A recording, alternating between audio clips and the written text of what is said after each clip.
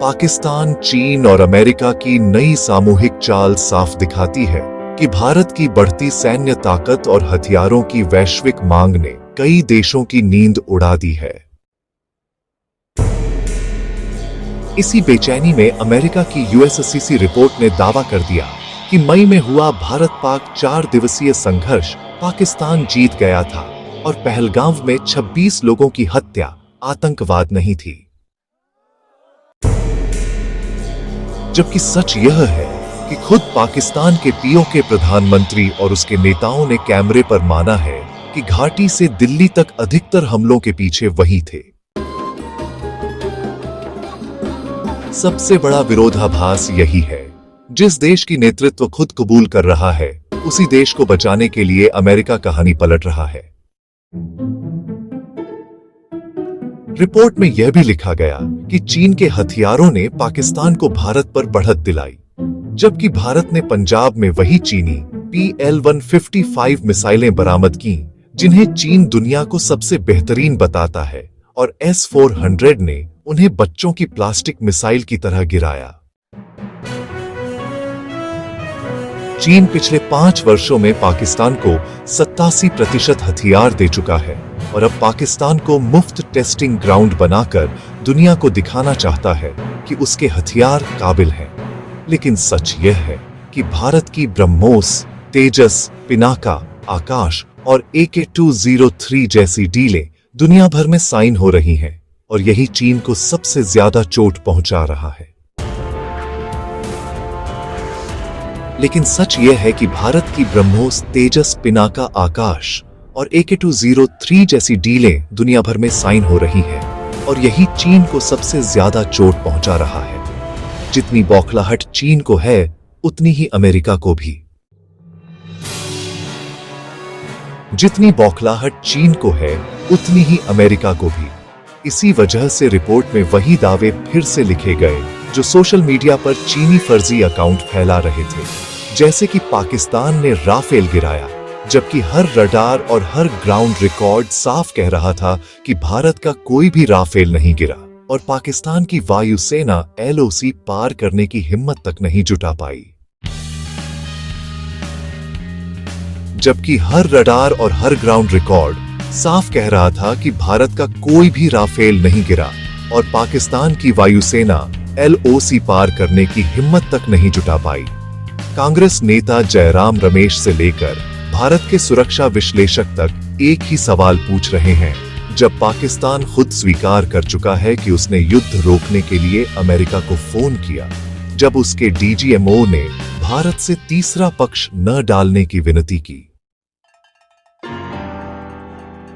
कांग्रेस नेता जयराम रमेश से लेकर भारत के सुरक्षा विश्लेषक तक एक ही सवाल पूछ रहे हैं, जब पाकिस्तान खुद स्वीकार कर चुका है कि उसने युद्ध रोकने के लिए अमेरिका को फोन किया, जब उसके DGMO ने भारत से तीसरा पक्ष न डालने की विनती की, जब उसके एयरफील्ड भारत की मिसाइल रेंज देखकर खाली कर दिए गए, तो फिर अमेरिका किस आधार पर कह रहा है कि पाकिस्तान युद्ध जीता? जब उसके एयरफील्ड भारत की मिसाइल रेंज देखकर खाली कर दिए गए, तो फिर अमेरिका किस आधार पर कह रहा है कि पाकिस्तान युद्ध जीता?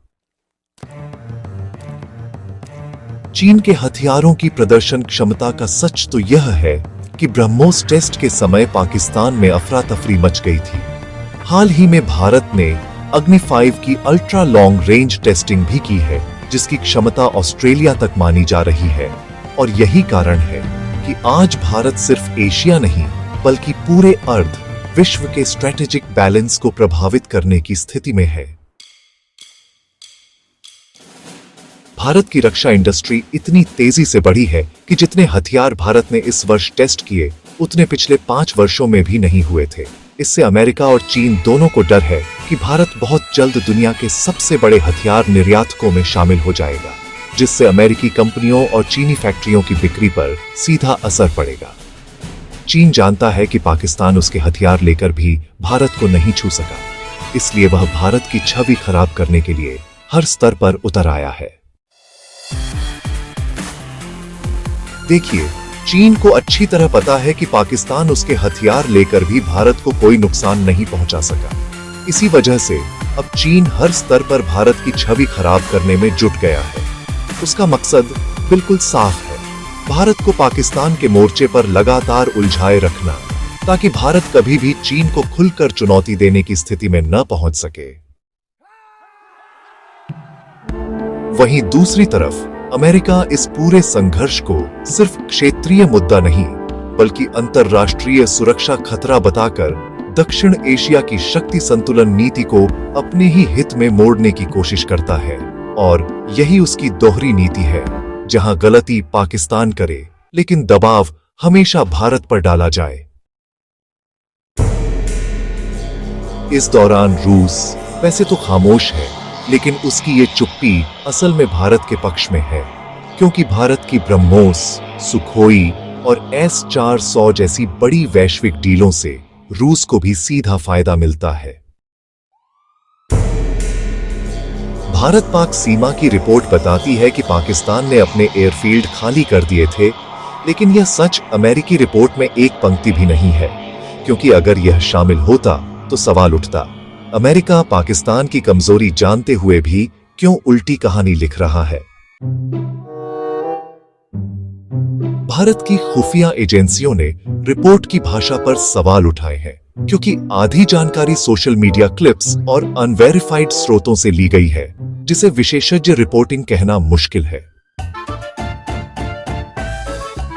पाकिस्तान इस रिपोर्ट को ढाल बनाकर खुद को मजबूर देश साबित करने की कोशिश करेगा, जबकि उसकी पूरी रक्षा नीति आज चीन के नियंत्रण में है। वैश्विक हथियार बाजार में भारत की बढ़ती ताकत अमेरिका और चीन दोनों के हितों को चुनौती दे रही है।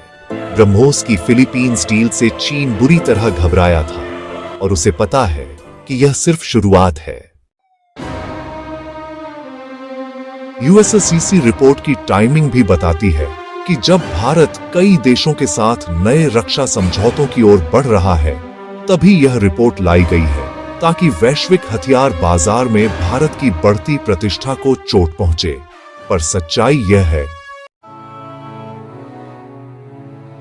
भारत रुकने वाला नहीं, भारत झुकने वाला नहीं, और कागज की किसी रिपोर्ट से भारत की सैन्य ताकत कम नहीं होती। असलियत हमेशा जमीन पर दिखाई देती है, और आज जमीन पर भारत पहले से कहीं ज्यादा मजबूत, सक्षम और निर्णायक खड़ा है। और आज जमीन पर भारत पहले से कहीं ज्यादा मजबूत, सक्षम और निर्णायक खड़ा है। बाकी आप लोग इस पर क्या सोचते हैं? अपनी राय नीचे कमेंट में जरूर बताएं। बाकी आप लोग इस पर क्या सोचते हैं? अपनी राय नीचे कमेंट में जरूर बताएं। वीडियो को लाइक, सब्सक्राइब और अपने दोस्तों तक जरूर शेयर करें। जय हिंद, वंदे मातरम। जय हिंद, वंदे मातरम।